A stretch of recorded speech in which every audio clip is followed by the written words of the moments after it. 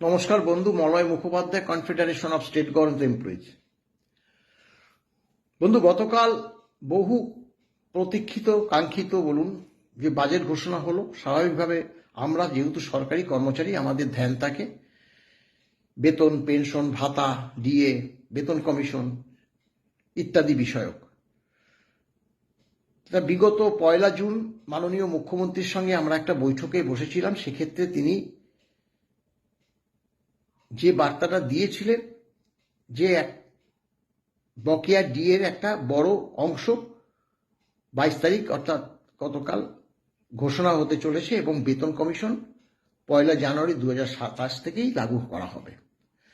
তা আমরা দেখলাম যে গতকাল 20% ডিএ ঘোষণা করা হয়েছে এবং তা 1 অক্টোবর 2026 থেকে। তাতে এক শ্রেণীর কর্মচারী তাদের উদ্যম নৃত্য, আবির খেলা, মিষ্টিমুখ তারা করেছেন, করতেই পারেন। তারা মনে করেছেন যে আমাদের যা দিয়েছে সরকার সেটা অনেক অনেক অনেক। এখন আগে একটা ক্লিপ শুনে নিন। মাননীয় মুখ্যমন্ত্রী তিনি বাজেট পরবর্তী মাননীয় অর্থমন্ত্রী এবং মাননীয় অর্থ প্রতিমন্ত্রীকে পাশে বসিয়ে তিনি কি বললেন সেটা একটু শুনে নিন। আপাতত 20% আপনাদের দিলাম, পুজোর মাসেই অ্যাকাউন্টে পেয়ে যাবেন 20% দিয়ে, এবং বাকি যে গ্যাপ থাকলো 22% সেটাও ধীরে ধীরে ধীরে ধীরে অপেক্ষা করুন। আরেকটা বাজেট পর্যন্ত, ডক্টর স্বপন দাশগুপ্তর আরেকটা বাজেট পর্যন্ত আমি আছি সাথে, আপনাদের কোনো অসুবিধা হবে না। 7th পে কমিশনের কমিটি করে দেওয়া হয়েছে, সহযোগিতা করুন। আমি টার্গেট বেঁধে দিয়েছি, ডিসেম্বরের মধ্যে পে কমিশনের রিপোর্ট দিয়ে দিবে, তাহলে জানুয়ারি মাসে আপনাদের কার্যকর করে দেবো আমরা। পে কমিশনের কমিটি করে দিয়েছে, ডিসেম্বর মাসের মধ্যে রিপোর্ট দিয়ে দেবে।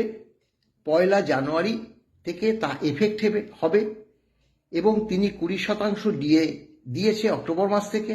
আগে 18 ছিল, 38 হলো।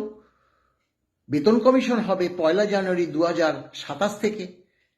বাকি যে 22 তারিখ 22% ডিএ আছে সেটা ধীরে ধীরে ধীরে ধীরে মাননীয় স্বপন দাশগুপ্তর আগামী যে বাজেট তার আগে দিয়ে দেবে। আচ্ছা বলুন, মাননীয় মুখ্যমন্ত্রী, দেখুন, মাননীয় মুখ্যমন্ত্রী হতে পারে কিন্তু তার তো বেতন কমিশন নিয়ে কোনো আইডিয়া নেই, যার জন্য তিনি এই ধরনের বাক্য ব্যবহার করেছে।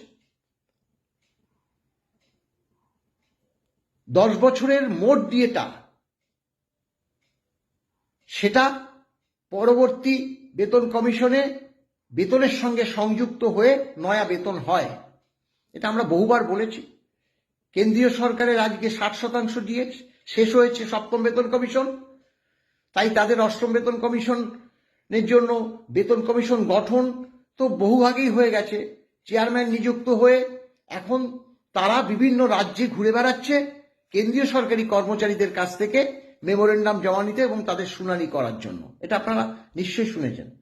আর আমাদের কবে নোটিফিকেশন জারি হলো, কবে চেয়ারম্যান মেম্বার হলো, টার্মস অ্যান্ড কন্ডিশন কি, ডিসেম্বর মধ্যে রিপোর্ট দিয়ে দেবে, 6 মাসের মধ্যে রিপোর্ট দিয়ে দেবে। 1 জানুয়ারি থেকে এফেক্ট হবে। আবার 22% ডিএ বাকি থাকবে, সেটা দেবে পরের বাজেটে। এ তো হজবরল। 60% যতক্ষণ না আমাদের ডিএ হবে ততক্ষণ মার্চটা হবে কিভাবে, নয়া বেতন হবে কিভাবে? কোনো বন্ধুর যদি জানা থাকে একটু জানাবেন দয়া করে।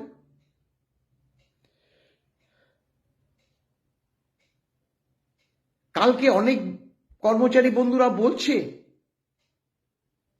যে 20% ডিএ দিয়েছে, আপনারা আর কি চান? বাহ বাহ বাহ, আর কি চাই? 20% ডিএ দিয়েছে, তাতে আর কি চাই? দেখুন ব্যাপারটা, যে বেতন কমিশন টোটাল যে 10 বছর ধরে বেতন কমিশন চলে, প্রতি বছর 2 কিস্তি, 10 দুগুণে 20 কিস্তি, সেটা সেন্ট্রাল গভর্নমেন্ট বা অন্যান্য আদার স্টেট গভর্নমেন্ট তাদের কর্মচারীদের দিয়ে দিয়েছে। তাতে এবার 60% মোট দিয়ে হয়েছে। এবং এবার সপ্তম বেতন কমিশনের, কেন্দ্রের কথা বলছি, সপ্তম বেতন কমিশনের যার যেখানে স্কেল আছে সেই স্কেলের উপর 60% ডিএটা সংযুক্ত হয়ে যাবে। তারপরে একটা বুস্টিং বা হাইট দেবে পে কমিশন। হাইট দেওয়ার পর সেটা একটা নির্দিষ্ট বেতন কাঠামো তৈরি হবে এবং ফিটমেন্ট ফ্যাক্টর তৈরি করবে। একটা ফিটমেন্ট ফ্যাক্টর তৈরি করলে যার যেখানে বেতন সেখানে ফিটমেন্ট ফ্যাক্টর দিয়ে গুণ করলেই অটোমেটিক পরবর্তী স্কেলে চলে আসবে। যেমন আমাদের পঞ্চম বেতন, আমাদের চতুর্থ বেতন কমিশনের থেকে পঞ্চম বেতন কমিশনে আসতে গিয়ে ফিটমেন্ট ফ্যাক্টর হয়েছিল 1.86। পঞ্চম বেতন কমিশন থেকে ষষ্ঠ বেতন কমিশনের ফিটমেন্ট ফ্যাক্টর হয়েছিল 2.57। এটা কিন্তু কেন্দ্রীয় ফিটমেন্ট ফ্যাক্টর দুটোর ক্ষেত্রেই, অর্থাৎ কেন্দ্র যে নিয়মে বেতন সংশোধন করে সেটাই কিন্তু ফলো করে আমাদের রাজ্য। এতদিন করে এসছে। এখন ব্যাপারটা হলো, আবার এখানে প্রশ্ন উঠেছে যে 20% দিয়ে দিয়েছে। আগের কোন গভর্নমেন্ট কি দিয়ে দিয়েছে 20%? বলছে, প্রশ্ন করছে আমাদের। আচ্ছা দেখুন, এই তৃণমূল সরকারই 1/1/19-এ 25% দিয়ে একবারে দিয়েছে। 1/1/19 থেকে 31/12/19 পর্যন্ত। এই যে কেন আমরা বকেয়া ডিএটা 31/12/19 কথা বলছি, কারণ ওইখানে গিয়েই পঞ্চম বেতন কমিশনটা শেষ হয়ে গিয়েছিল।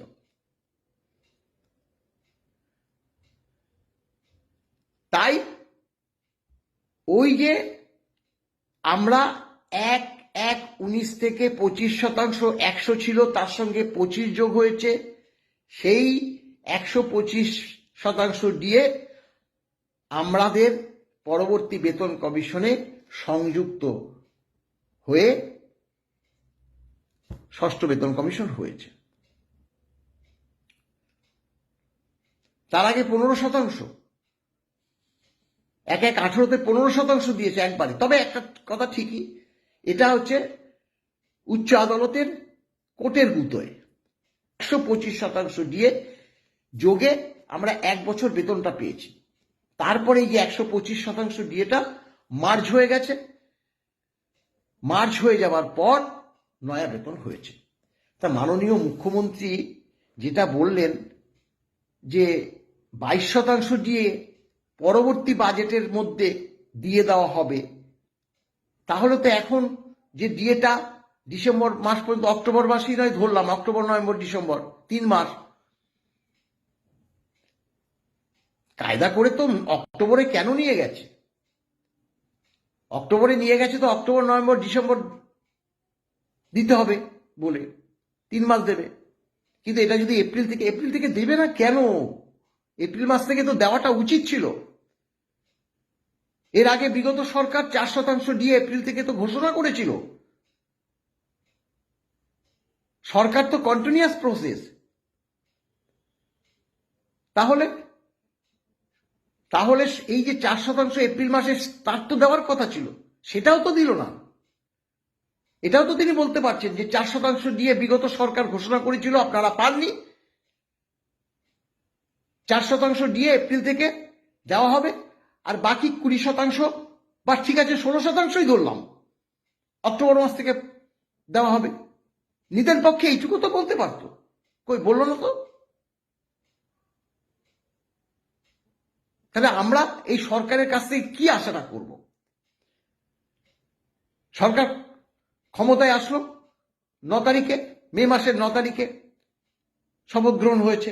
তাহলে May June July August September আমরা 5 মাস একদম খালি হাতে, অর্থাৎ বিনা ডিএতে বেতন পাবো। বিনা ডিএতে বেতন পাবো। একটা সরকার প্রতিষ্ঠা হয়েছে, তবু আমরা অভিনন্দন জানাবো, তবু আমরা মিষ্টি খাবো, আবির খেলবো।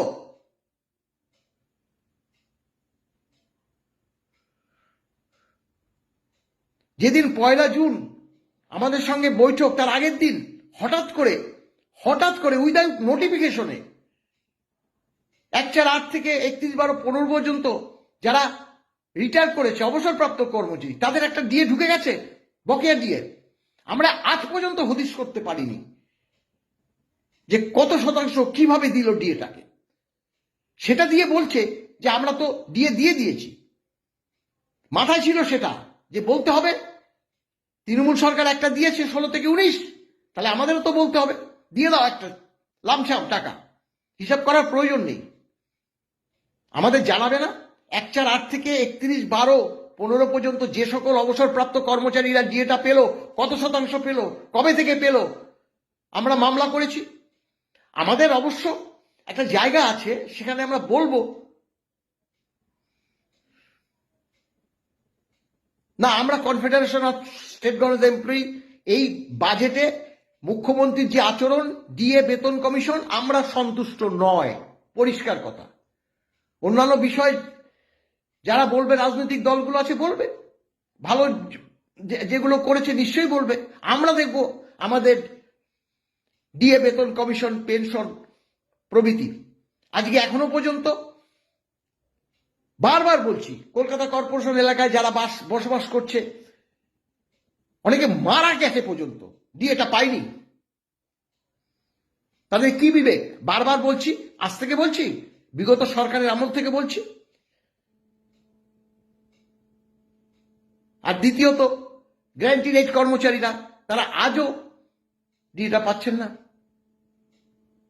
তাদের তো কোর্টের নির্দেশ অনুসারে, মানে শিক্ষক, অশিক্ষক, বোর্ড, কর্পোরেশন, পঞ্চায়েত, পৌরসভা সকলেরই দিয়ে পাওয়ার কথা, কেন তারা পাচ্ছে না?